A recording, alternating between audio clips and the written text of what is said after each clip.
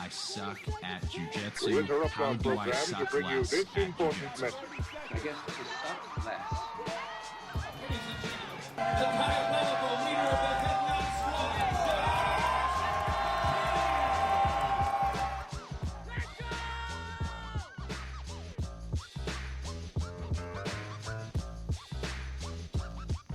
Hey everybody, this is Josh McKinney, and I just want to welcome you to the newest episode of the I Suck at Jiu-Jitsu Show. So, different episode for you guys today. I know we do different stuff all the time. This show is 260 episodes in, and we have no format for the show. We're just still winging it every time. But I had a fun idea, and it's kind of based off of next week's interview, or at least the idea is. And I think people are going to like it. And so I'll tell you guys at some point in this episode, maybe at the end, what next week's interview is going to be. It's probably going to be one of the biggest we've ever done. And so I think people will really like that one. But I got to interview a black belt last week, and it'll come out next week. And he has been a black belt for 20 years. And just in that time, you know, we really started to talk and dig deep on certain things. And it got me thinking about how long I've been training jiu-jitsu. And it also got me thinking about something really interesting is I have this podcast that has 260 episodes, and I might have screwed up on what episode 1 was supposed to be. Because so many people, when I hear podcasts, they have this episode 1 that they tell you their story. And they give you, they tell you basically why, I don't know, maybe why you should be listening to them, or why they have an opinion about the topic, or why they're excited about the topic. And this isn't just for jiu-jitsu shows. This is kind of for most podcasts that you hear really early on. People will tell you their story. And for me, it's funny. I've just like slowly told you guys my story throughout this entire podcast, throughout the 260 episodes. But I've never sat down and did an episode on this is why I started jiu-jitsu. This is what it was like for me. I went all the way through every rank under the same guy. I've never really, I tell those things, but I've never really told the details of that story and how that looked, and how, as I got better, I had people kind of pursuing me to be on their team, and how the decisions I made as really a little kid, 18, 19 years old, that were big kind of business decisions and big life decisions. And I kind of can look back just a little bit now on those and have some cool perspective. Maybe it is doing my first master's division ever. I'm like, oh, I'm finally an old guy. I can look back. But regardless of the why, I really think you guys are going to enjoy the what of this episode. This episode is really just, it's my story, but it's also going to give you guys a lot of example for why I explain jiu-jitsu the way that I do it, why I teach jiu-jitsu the way that I do, and why I even have a podcast. And so with all that being said, we won't ramble anymore. We will go ahead and get into today's episode, a Midwest jiu-jitsu story, I guess you could call it.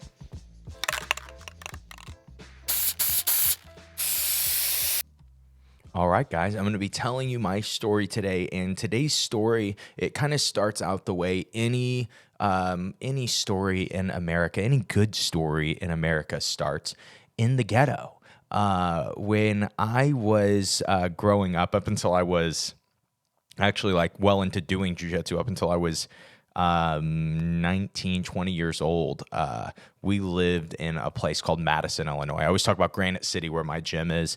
Madison is the next town over. And so it's kind of like Granite City, which I'm sure you're not familiar with, Madison, which I'm sure you're not familiar with, and then East St. Louis, which, if you know of the worst and most violent cities in America every single year, East St. Louis seems to be way up there. Okay. So just kind of a weird place to grow up in the middle of the Midwest. And then one day, I just typical kid, my parents, you guys have met my dad a million times. He had been a fitness trainer. My mom was a massage therapist. She did some other things, but for me, I was just a typical kid that was chubby and Asian and liked playing video games, liked watching pro wrestling, and wasn't really that active. And so my mom made me start jiu-jitsu. She said I was overweight. I needed to. She actually, for months, had been pushing me to start taekwondo because my brother did taekwondo when he was growing up, and I had done some Gracie self-defense stuff when I was younger. And so I was young enough. I was at that age where I'm like, hey, I don't think taekwondo is what I want to be doing. I would like to do jiu-jitsu, but there was nowhere to train jiu-jitsu. We're in the middle of nowhere. And then at 14 years old, one day, a new gym opens up. And it's not a local mom and pop jiu-jitsu school. It's not some random Brazilian guy decided, just threw a dart and said, I'll move there and started a jiu-jitsu school. This is really the first super facility in MMA history. Okay. People don't buy it when I tell them that. It really is. I mean, if you really look at the year, this was the first time somebody put over $1 million into the building of an MMA school. And this is like a rented building, right? This is not to buy the building. They just to update it and turn this gym into the facility it needed to be. These guys, I believe, put like 7 figures into it. And so, spoiler alert, it doesn't return on investment for those guys.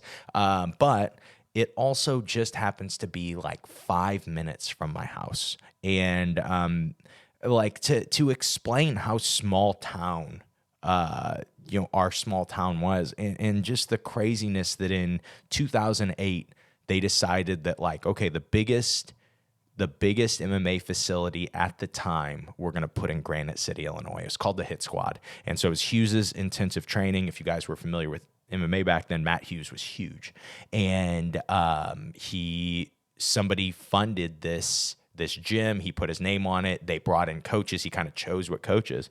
Well, just by, that whole story is really cool, but by kind of random luck, I want to say Kyle told this story. My coach Kyle told this story really early on the podcast, but he was a purple belt. He was a very good MMA fighter. He was kind of even close to being a veteran at that time.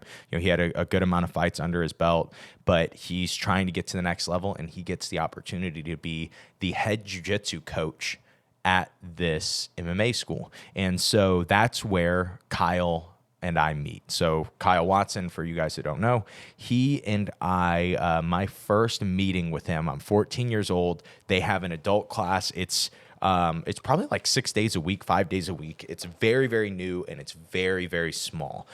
They really never figured out marketing very well at that school. And so Kyle actually did. So his jiu-jitsu program at the very end did end up blowing up. But at that time, everything was so small. And so I go in for my first, or I ask if I can come into my first class because it's adults only. And I was kind of small on top of being chubby at 14 years old. And I remember my dad asking hey, do you think he could try this class? And Kyle I can still see it. Kyle just looked me up and down once really quick. And he goes, you know what? Let's let him try it. If it's too much, he doesn't have to do it, but let's let him try it.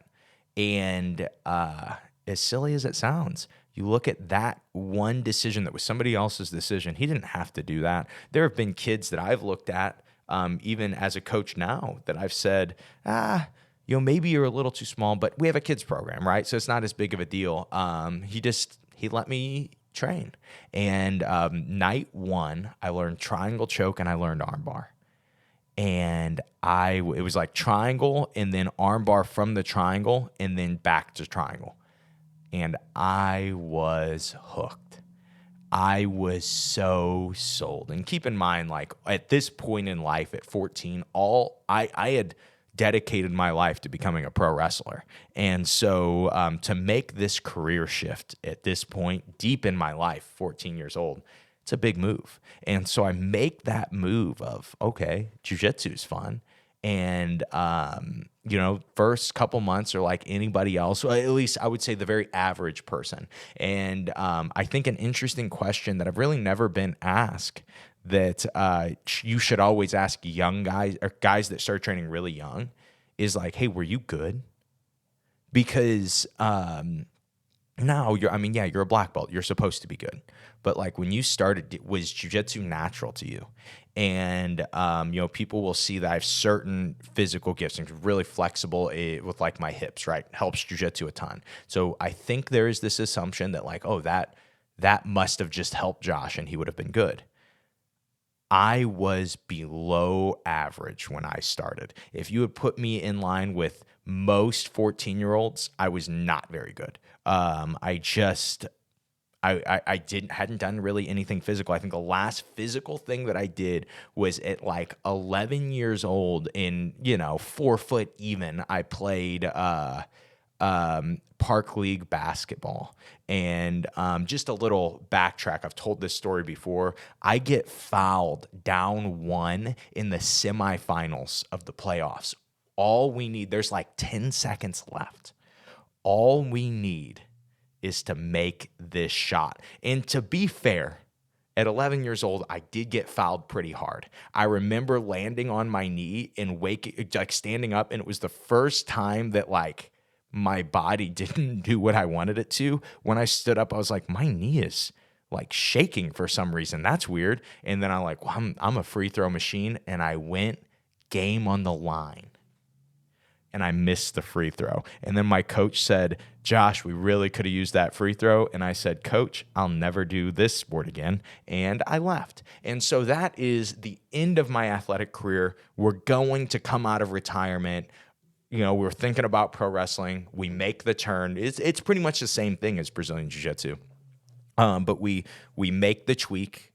We're going to do Jiu-Jitsu now. And I'm terrible. I think first 3 months, I don't get one legitimate submission. And this isn't an established jiu-jitsu school. We all started at the same time. We all are 3 months in. Maybe there's some guys 4 or 5 months in that started a month or two before me, right when the gym opened. But everybody else, we're all even. I just am not very good, and I'm tiny. And I decide I'm going to do a jiu-jitsu tournament because Kyle tells the team, hey, we have a tournament coming up. I'm on this super fight for the tournament. It's in Ohio. It's an 8-hour drive, which is what you would do for a local jiu-jitsu tournament back then. We go to the Ohio Grappling Challenge. I compete for the first time ever in an individual sport. And it was, a lot of you guys have competed now. And the people, and I always am encouraging it, right? And people worry about what if I'm not prepared? Okay. What if I'm not prepared? What if I have to fight this super tough guy? Whatever, right? Again, on top of being terrible, I was so unprepared for that first tournament. I go on my first real diet that I follow ever in my life because I'm excited about jiu-jitsu. I've been training about 4 months. I lose like 12 pounds over 2 months, right? And I am loving life. I'm like, a skinny fat kid instead of a fat kid. And I'm weighing in at 130, and that's the division that I'm in. And I'm 14 years old. So they decided at that tournament, because when you drive 8 hours for a tournament, you were lucky to still get a match when you were 14. And so I go in for my first match. They decided they needed to combine the divisions, okay? So I've barely able to submit anybody in training, and all those guys suck. I'm tiny. I'm 130. My first match is against a kid that's 17, so he's 3 years older. He's 170 pounds. That's a significant difference. He has like 8 amateur MMA fights. He's like 6-2 as an amateur MMA fighter at 17 years old, and I am a chubby Asian kid. I cannot stress to you enough how bad of a scenario that is when you think about, like, oh, worst case scenario, what would happen at a jiu-jitsu tournament? Well, you fight somebody that's significantly bigger, stronger, older, wiser, and better than you, and they're going at a C-red MMA fighter pace, and you forget how to tap. out of nervousness. That's what happened to me at this tournament. And that was my first jiu-jitsu match. I got submitted, and I want to say, I don't remember who it was. I want to say it might have been John Stutzman reffing my match. I should look back and try to figure out exactly who was reffing that match, because whoever it was probably saved my jiu-jitsu career, because I'm not exaggerating. I got put in an armbar, and I was so nervous that I wasn't tapping to it. It wasn't like, oh, I'm going to get out. I just remember it just happening so fast that I was like, what is going on? And the ref stopped it and was like, hey, dude, you should have tapped to that. And I was like, I'm sorry, I forgot. My bad. And so next, I ended up having 3 more matches that day. I go 2-2. I get another kid who's in my actual age group, actual weight class. He walks up to me, and I'm watching him warm up with a kata. So, this is jiu-jitsu tournaments in 2008. You are literally grappling against people who don't train grappling arts and are just like, we'll just go, it's a martial arts tournament. We'll just go compete in it. And so, this kid asked me before the match what my element was. And I was like, I think I'm going to beat this kid. I'm not very good at this, but this guy, there's no way he's any good. And so I hit my first ever submission. It's a triangle. Spoiler alert. I hit a lot of those as time goes on. But first ever submission, I end up beating that same kid again a second time, and then I lose in the key final by a point or 2. And first tournament experience was awesome, right? It was that first it was just that first individual competition. It was just so hard to explain how much fun it was for a kid that really hadn't done much else other than play video games, right? It was just, I was hooked, and I could feel it. And it wasn't like my parents weren't like, oh, let's find what tournaments you could do next. It wasn't like that. It was like, I was hooked. I couldn't wait to look online and tell my dad, hey, there's this tournament in 3 months. Maybe we could do that one, in Chicago. And he's like, oh, okay, yeah, let's do that one. And so from there, from 14, my life starts to change. It starts to go from I am this unconfident, chubby Asian kid that couldn't fight to I'm this confident, chubby Asian kid that could fight, and I really could. I can't even explain to you. I can't even get into that mindset. Obviously, it was 16 years ago now, but I can't even get into and explain what I cared about at that age before jiu-jitsu, because from then on, life was just different. It was just like I finally had something to dedicate to. I was always really good in school, like in high school. I got 1 B on a test ever. And I got grounded for that, just so you know, just so you guys are worried, like, is Josh really Asian? Yeah, I really did get grounded for a B. But 1 B ever, very, very good in school until I discovered jiu-jitsu. I still stayed in school, still stayed getting straight A's because I had to, but I had no more investment in school. Hopefully your child didn't hear that part, but I'll just tell you guys straight up, I was done with school. I knew at 6 months that I wanted to be a jiu-jitsu coach. And I remember telling my dad so certain, like it wasn't a big deal. Like, oh, I finally found what I'm going to be when I grow up. And I get to meet this guy that is, Kyle's my age now. At that time, I think he was 29. So a year younger than me now. And, all he does is train and fight and teach. And I was like, yeah, I like this. This is the coolest guy I know anyway. I want to do what he does. And I remember telling my dad, like, yeah, I want to do jiu-jitsu. And I just remember the excitement. Like, I want to teach this. He was so excited. He was like, oh my gosh, finally this kid has a direction. And I really did go after it from there. I really did go like, I'm going to train every day. I remember I used to go to youth group at my church on Wednesday nights, and it was the only night that I wasn't training jiu-jitsu, or the only day that I wasn't training jiu-jitsu. And I just remember being like, if I could just get if I could just get my mom to let me go to jiu-jitsu that night, if I could just get to go to jiu-jitsu that night, I would be so much better. I would be getting so much more training. And I was obsessed. And then when I did that, and this is the part I was saying your kids shouldn't listen to. Then I went into like, how can I get out of school? And my principal was really cool. Like I said, when you get straight A's, a lot of times if you're like, hey, teacher, I do all my stuff. I do it really well. Do I have to be here? Some schools are crazy and they're like, nah, dude, you don't have to be here. And so I had it to where like 3 days a week, I would leave early. I would go pick up Justin Kitchler, who has a great episode on the I Suck at Jiu-Jitsu show where, spoiler alert, we're both black belts now.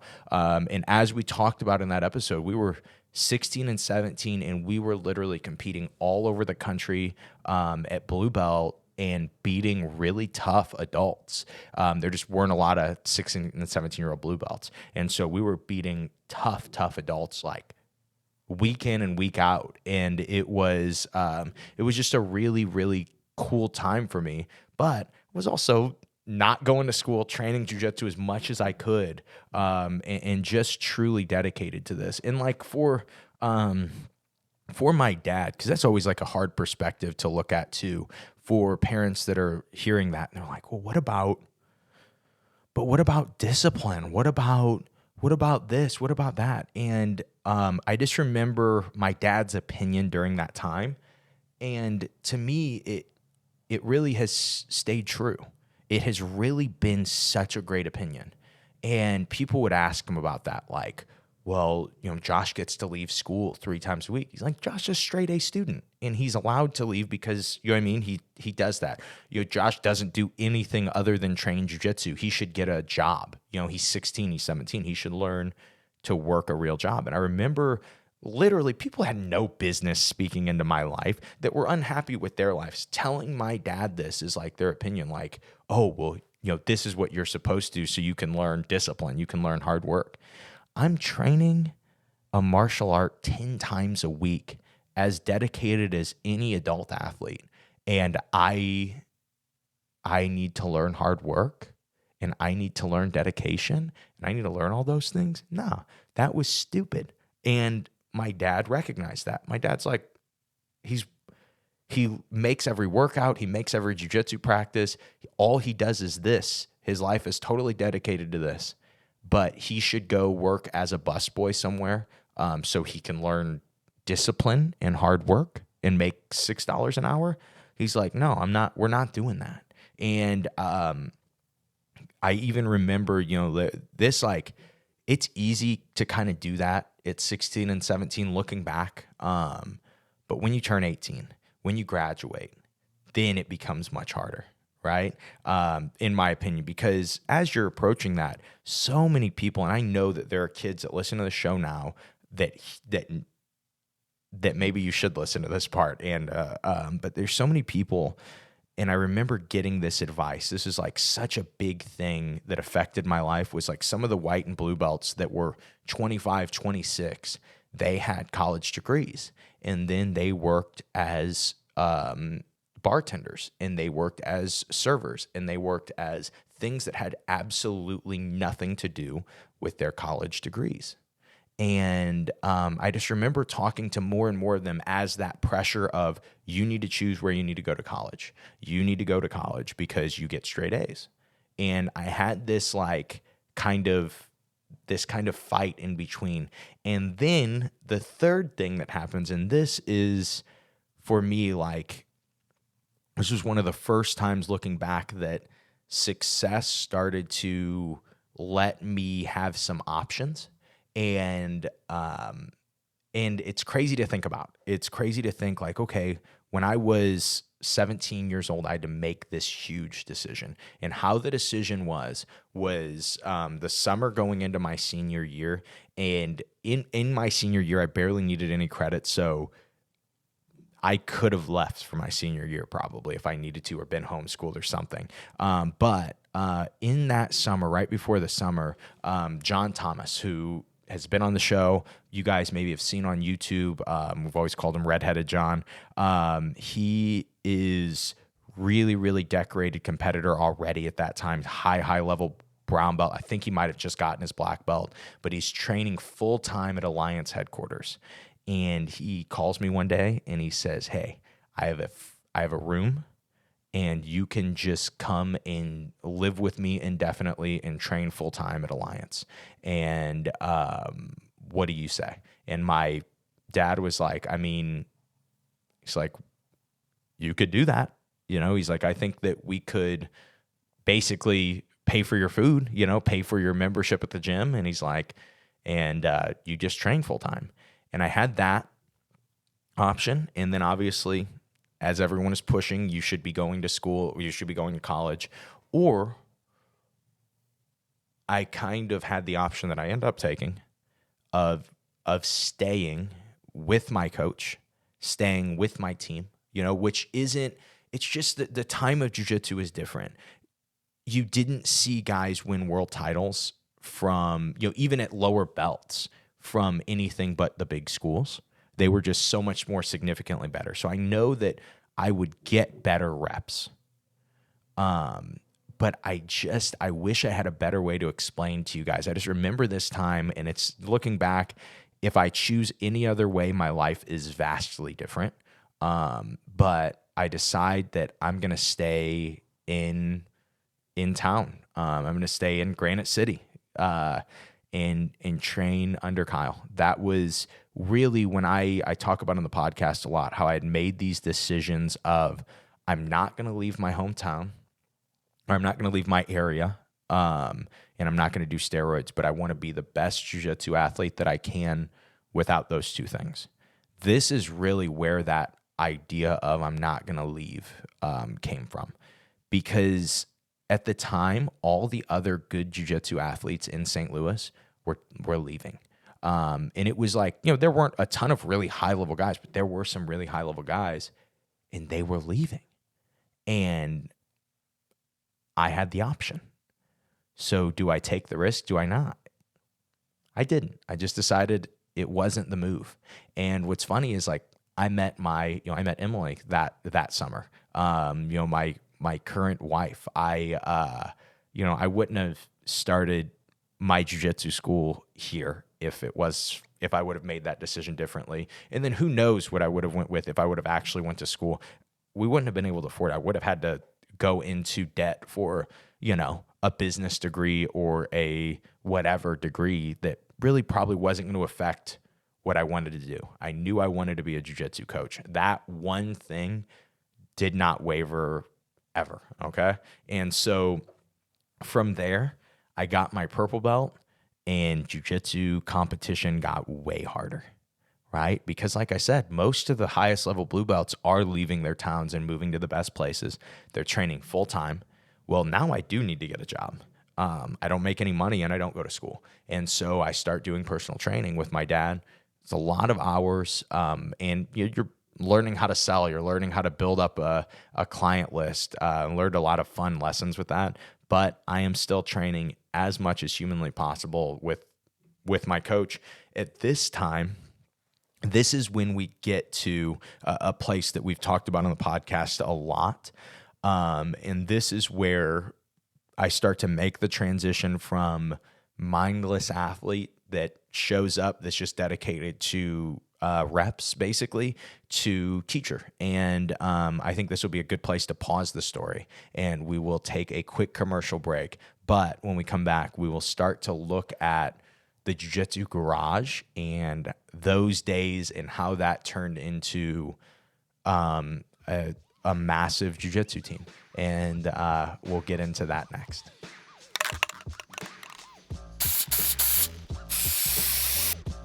Hey guys, Josh McKinney. Just wanted to interrupt this podcast really quick and tell you about something absolutely free and mind-blowing that it is free that we have at simplifyingjujitsu.com. So we're going through this story of my jiu-jitsu journey. And in my jiu-jitsu journey, you're about to hear me make this transition into becoming a coach. And I kind of started from baseline. I started from zero, and I had no idea what I was doing. But over years and years of trial and error and conversating with other high-level coaches, I started to really get an understanding on how to teach jiu-jitsu, but more importantly, how different individuals learn jiu-jitsu differently. And when I started to discover this idea, we called it the 3 lenses, and these are the 3 perspectives that you will typically look through to learn jiu-jitsu. Once we started to identify that, we started to say, hey, this training method works better for this type of person. This goal works better for this type of person. And then one day I took all these ideas and I documented them into an ebook, and it is called the 3 lenses. And the 3 lenses is just such a good way for you to level up your understanding of jiu-jitsu. Whether you are a high-level grappler or whether you are in the very beginning stages, there's so much depth to the things that are talked about and the ideas that are talked about in this ebook that it will make you go, oh, I finally see a little clearer now. That gives me a little bit better perspective. And so no matter where you are in your jiu-jitsu journey, I'm sure you would love the 3 lenses ebook. It is only available at simplifyingjujitsu.com/3. I'll make sure to link that in the description. But again, simplifyingjujitsu.com/3. Let's go ahead and get back to the episode.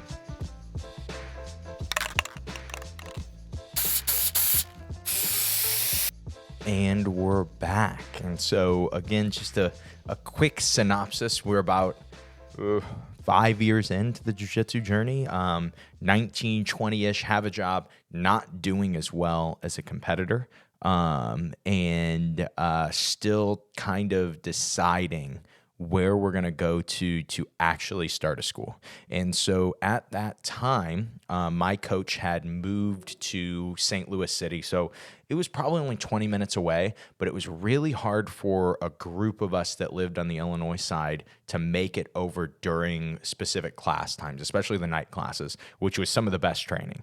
And so for us, we started training. I had a garage, and we matted the garage. It's like 400 square feet, and we started training in that garage. We called it the BJJ garage or the Jiu-Jitsu garage, and we had probably 8 of us total, maybe 10 of us total, and we would train. And, looking back, Justin Huff, who's been on the show, Justin Kitchler's been on the show, just to name a few of the people. But those guys, obviously my dad, those guys were, they were consistent training partners. And we would make it over to Kyle's on Saturdays. We would make it over to Kyle's for open mats during the day.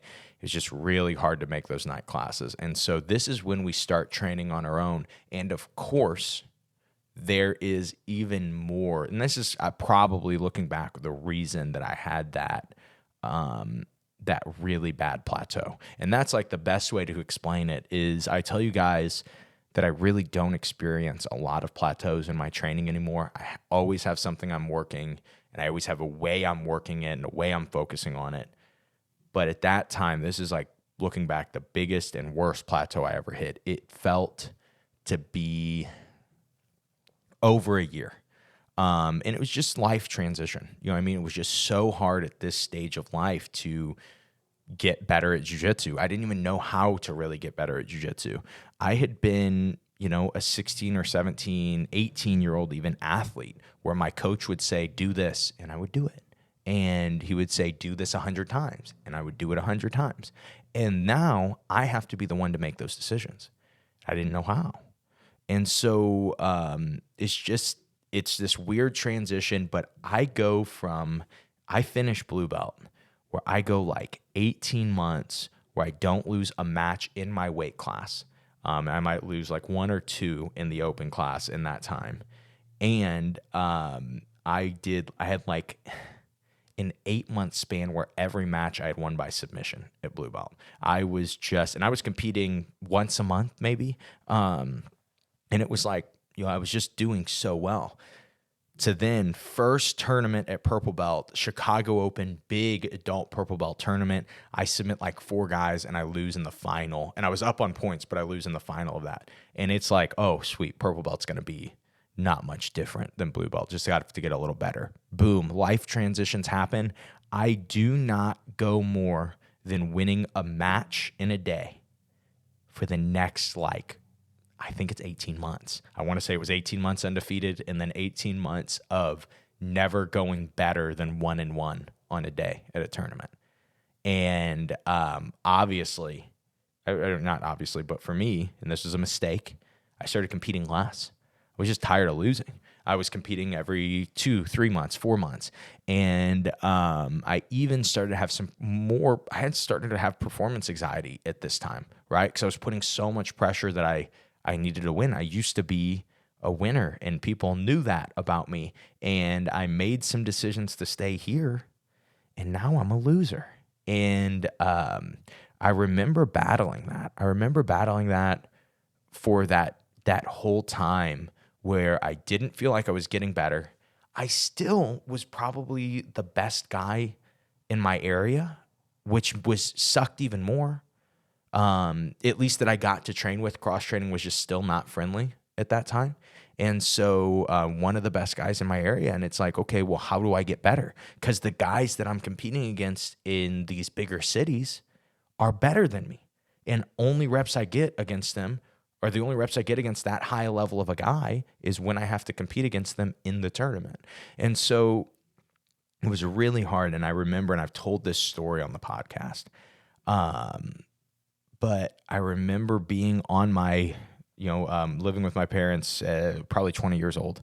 And I'm on my couch with my girlfriend at the time, and which is Emily. And I just remember telling her, like, I know I want to coach. I know I want to be a jiu-jitsu teacher, but I just don't know if I want to compete anymore. I just, I'm tired of this. I'm tired of losing all the time and, giving so much just to lose all the time.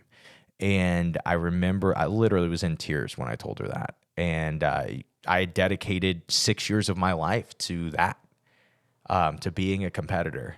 And I don't remember what she said. I just think she was more there with me, there for me in it. And, kind of like, I want to say that she said, you can quit if you want. And that was like huge for me. It's like, oh yeah, I don't have to do this. This isn't my job. This is just something I get to do. And I just kind of on that, I was like, I'm going to do one more tournament. I'm just going to see, I'm going to get in shape. I was kind of fortunate. I was getting some good training partners at that time that were coming into Watson's. And so I was able to make it with them that were higher level purple belt guys, had 2 really good ones. I don't know if these guys train, but shout out Dr. Chris and shout out Galen. Both of those guys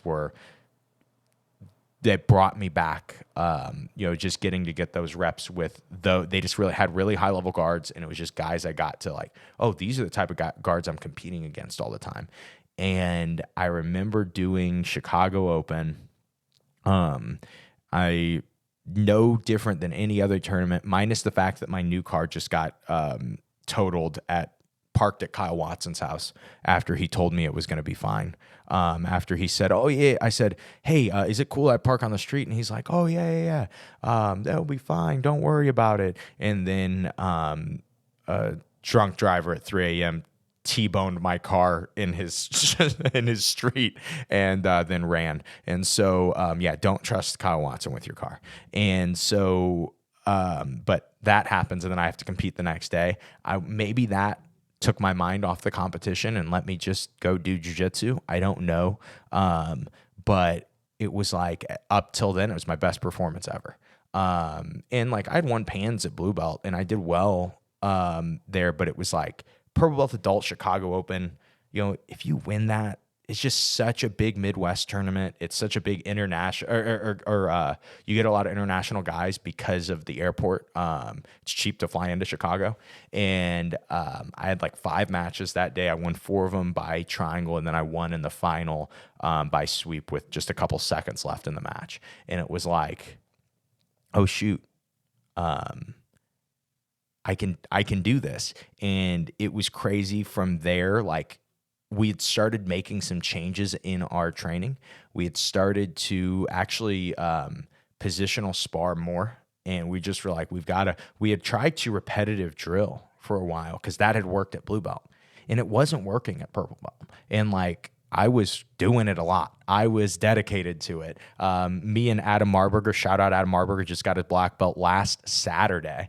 But Adam Marburger and I would show up at every Tuesday and Thursday at 6 a.m. and at my house and would drill knee cuts for an hour. And, you know, it worked for a while, and then it just kind of, that repetitive drilling kind of stopped working. And when we started to focus on positional sparring again and really, really spend weeks on the positions, like spend weeks where we're all playing spider guard because that's what we're dealing with at the tournament, it just totally changed back. And it just went to like, purple belt was hard. Oh no, purple belt's fun again. And I kind of got to finish purple belt winning a lot of matches and winning a lot of tournaments. I got my brown belt a couple days after winning Chicago Open another time. And so it was really cool to get the ball rolling again and to be a good jiu-jitsu competitor again. But again, this just, as much as it was like just staying in and just staying consistent, it also was training method. And looking back and like, man, getting back to those positional spars, and every time we would get away from them, we would end up back there. It's simple. I know that it's like, oh, well, that's not the sexy thing right now. People don't like to talk about positional spar as the most important way to train jiu-jitsu. But like, not to simplify what other people are doing, but like when you look at like the eco approach, it is taking scenarios and, specific scenarios, turning them into games. But that's kind of what we're doing with a positional spar. The more we define it, the more you can focus on that one thing, right? You can focus on that one skill. And so that was actually what we were doing at Purple Belt, was just like, oh, we're losing to this one grip. Well, let's just spar it a bunch. And then we would get good at it. And we would also end up inevitably getting good at playing it because you were always using the other side of it too. And so, yeah, looking back, positional sparring, 10 out of 10 would recommend. But from there, it was time to start a school. And we had thought this, my dad and I had always talked about like, we're going to have a jiu-jitsu school. I told you guys, this has been my jiu-jitsu dream. This has just been my life dream, was to have a jiu-jitsu school. And all of a sudden, we do.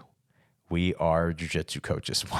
My dad's buddy has connected to his dentist office, has an apartment, and it is a 3-bedroom, 1-bathroom apartment.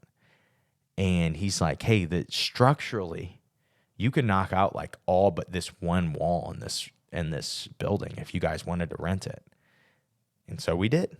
And we had our entire jiu-jitsu school and my dad's personal training gym, because at that time we moved out of Madison and we moved into, my parents moved to Pontoon Beach, which is also Granite City. Granite City's, it's a bunch of different cities. I don't know why, but he moves there.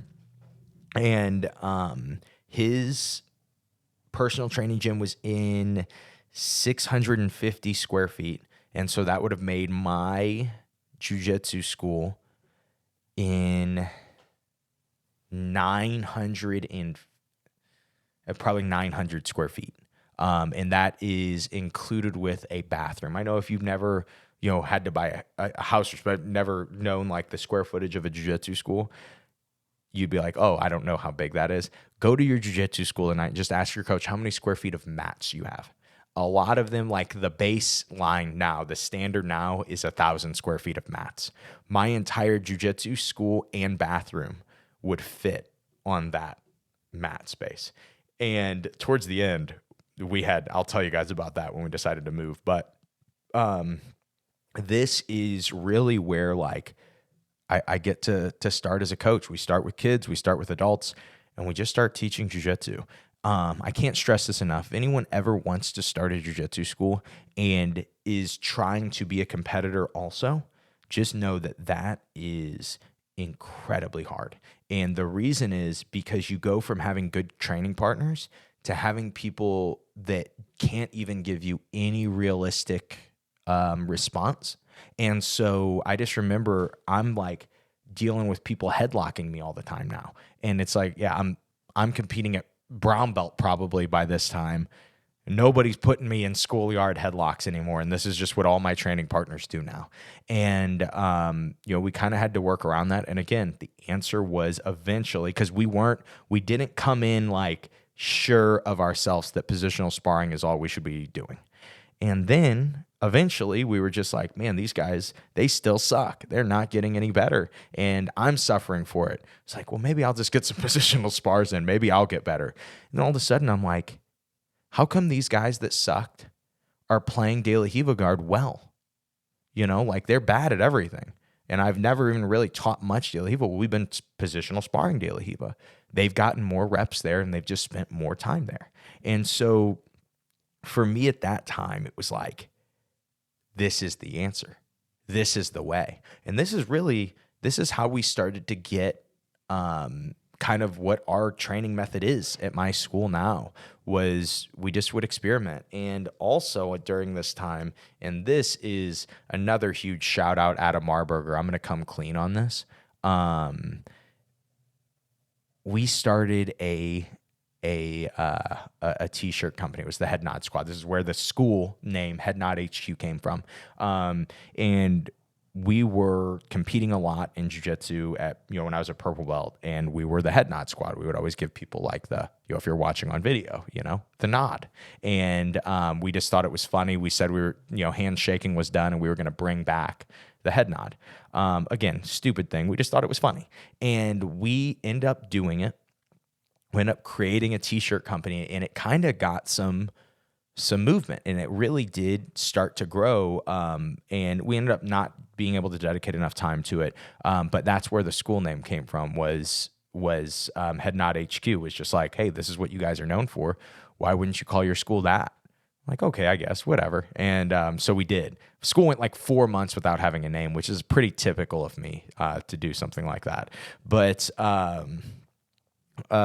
the reason, and this is my last big jump in jiu-jitsu when I really look at progression and I look at skill, because this is where I go from still dealing with that same cycle that most people deal with, and this is like the last time that I'm going to deal with this. I start to get to train with some local black belts in the area. Like cross training is still kind of frowned upon. People really aren't cool with it. But what we did was we lied. And it really was Adam lying. It wasn't me lying. So Adam decides with the Head Nod Squad, we're going to get some athletes, right? Some sponsored athletes. And we had a million sponsored athletes by the end of things. But early on, it's like, let's sponsor these local high-level guys. And so we start to just get all the best guys in the area. And then we were like, hey, we're doing Head Nod sponsored athlete training on Thursday morning. And then, so for instance, Adam would go to Nick Sanders and he would tell him, hey, Nick, we're doing this training, for sponsored athletes. We'd love to see you there. Luigi Fioravanti is going to be there. Ezra Lennon is going to be there. Kyle Watson is going to be there. And he's naming Josh McKinney, he's naming all these guys. And Nick's like, oh, okay, sweet. Let's go. And so then after that, he would then go to all the other black belts whom were named. And he would be like, hey, Ezra, we have this training on Thursday.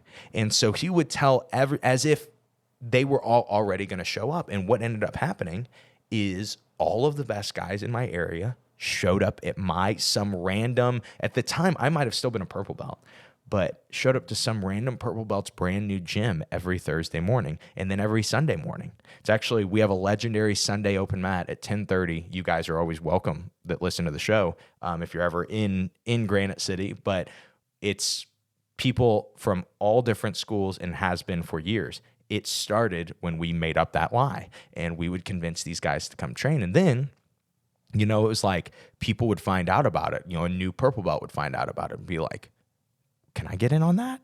And I'm like, yeah, dude, make the room stronger. And we kept doing that. And when I started, and this is like where we'll kind of finish this episode, because you guys, once I've started the podcast, you've known life a little more for me. I've kind of talked about it over the last 5 years. I've continued to compete. The school has grown to 2 schools now. And I run a jiu-jitsu podcast. I run Simplifying Jiu-Jitsu, which is like a video production jiu-jitsu company, and teach seminars. I teach jiu-jitsu to my students. I still get to compete a lot and have become a lot more of an accomplished competitor, even at black belt, even at adult. And with all that, like in this look back, that was really the thing that I think mattered the most, was the training method that was discovered, right? When I look back on like every time I would lose, and we just, when I say we, I mean whoever was with us on the team, it was always we. It was like we just wouldn't accept it, right? We just wouldn't accept it. We'd just go, nah, screw it. We're going to get better. There's got to be an answer. There's got to be a different answer. Oh man, this pass doesn't work. There's got to be a reason. And we just, that mindset really came from this time, because I was getting to train with such high level guys. I was going, well, I can see what really, really high level is. And I know I'm not there. And these guys got there. And these guys were guys, again, that had stayed local. These were guys that had, not stayed local, just never went to the super gyms, right? And so I'm like, it's possible. And I was getting that. And that's where this actually, I told you guys, I created last week, maybe 2 weeks ago, I told you guys that when I was a brown belt, I created my first ever jiu-jitsu product, and it's called Master Any Position in 6 weeks. And still never become available. That is, spoiler alert, it will be available in like 2 months. And so maybe a little longer, maybe 2.5. But it will, that's where I started to get this method, because I was learning from all these other guys, and I was finding that getting reps is what mattered, and deeper understanding is what mattered. But deeper understanding generally meant simpler understanding. Keep in mind, I'm going to every seminar, and I've always been this way. Every seminar that I've been able to go to, I'm going to. Every tournament I've been able to do, I'm doing. Every conversation, every question I've been able to ask a high-level guy, I'm asking. It's just always been my mentality. And that led to this place of like, okay, the things that matter. And I really have kind of stayed true to this through the whole podcast. The things that matter in jiu-jitsu are understanding and repetition, right? And one of the best ways to find your holes in your understanding is to go against really tough people. And that has been the method. That has been the secret sauce of the I Suck at Jiu-Jitsu show and your boy Josh McKinney. It has just been figure out how you like to get reps best, which for me, as I've pointed out, has been positional sparring. I love designated winner, but I still positional spar more than I do designated winner. I do designated winner more when I'm trying to add something new, anymore for right now. But I positional spar when I'm trying to problem solve and I'm trying to really test a move. And so with positional sparring, I was like, okay, that's how I like to get my reps. And then how do I care about understanding? Simpler the better. Let me know the goal that I need to accomplish, and I will just continue to find better ways to accomplish that goal, right? Okay, the goal is to knee cut the guy and pass the guard. Yeah, that's too broad, right? Could we simplify that goal? Yeah, your goal is to split his legs and then flatten him, right? Because if you do those two things, your knee cut is going to be inevitable. But then you start to even go deeper and you start to notice, and this is, again, I know I'm breaking down where my concepts have come from, but, that's where jiu-jitsu was for me. It's like, man, and you even watch in 2019, I'm teaching this knee cut instructional at BJJ Fanatics. And again, it's all about split the legs and then flatten the guy, split the legs and then flatten the guy. And then I finally realized now, looking back in those years, how you flatten was even more important than any of those other thoughts, because how you flatten tends to be chest over chest. It's almost always chest over chest how you flatten, 99% of the time when you're passing the guard. And so then I started to just focus on that, and I started to, understand that part deeper and get reps with that on my mind and get positional spars with that on my mind. And this has, as organically as it developed, this has been the method that has helped me get good at jiu-jitsu. And I know this is a really long story to finish with. Get a deeper understanding and never stop positional sparring. But the truth is, that is the secret to getting good at jiu-jitsu. Obviously, you don't quit. I stayed in it. As much as even the times that it was really, really hard, it was really frustrating when I had the right to quit. I didn't do it. I just flew the course, even though looking back, my training method sucked then. My schedule wasn't what it should have been. The intensities and the volumes, everything was off. But none of that mattered because I just stayed in it, right? And eventually I figured out those other things. But the other things are always, if you're looking at, okay, Josh, give me some actionable steps, find something that consistently deepens your jiu-jitsu understanding, whether it's instructionals, whether it's watching specific grapplers compete, whether it's listening to podcasts, whether even if it's a million different things. Consistently increase your jiu-jitsu understanding, consistently have a focus that you are getting reps on. No need to buy master any position in 6 weeks.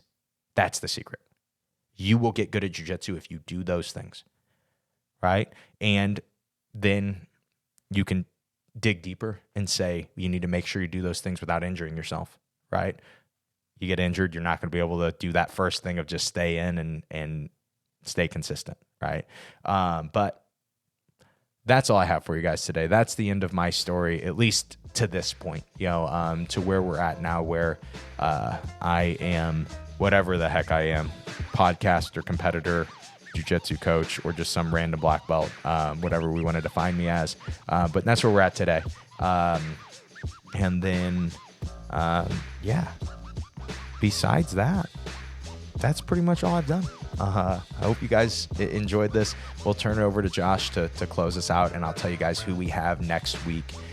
You guys are really going to love this next one. What's up, guys? Josh here again. Let's close out the episode. So I told you guys at the top of the episode and in the meat of the episode that we are going to do an episode that is going to be huge. 20 years at black belt. But who's the guest? So I got to sit down for about an hour and a half with the head of my affiliation, Jared Weiner, the head of TAC team. And he's been on the podcast before, but it was a Zoom meeting. And it's just different getting to sit down in person. And if I have ever told you guys the importance of why we are using YouTube for the podcast, why we're having a video format podcast, it is for an episode like this. We finally, for the first time ever in podcast, broke down matches.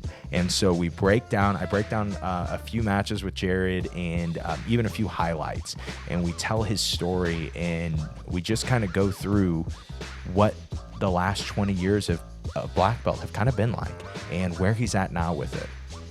And it is, I told my wife, every time that Jared comes in, and every time we talk, I have this idea of what he's gonna talk about, what he's gonna bring to the table. And every time it's different. Every time what he brings is different. And it's like, because this guy is a great example of someone who continues to evolve. And you will even see, you'll hear that evolution in the episode. And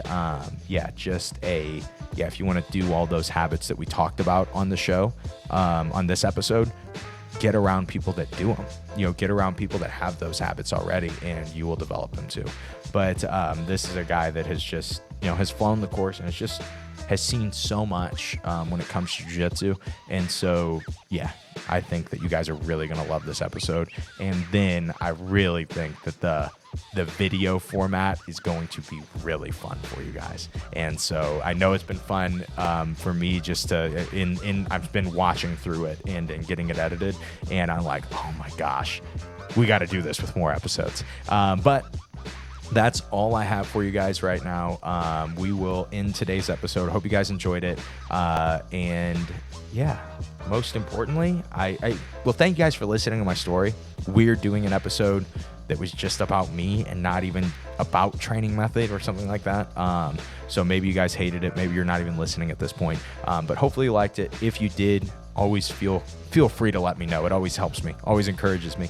But besides that, I hope you guys have a great day. And I hope today's episode helps you guys suck just a little bit less at jiu-jitsu. Have a great day.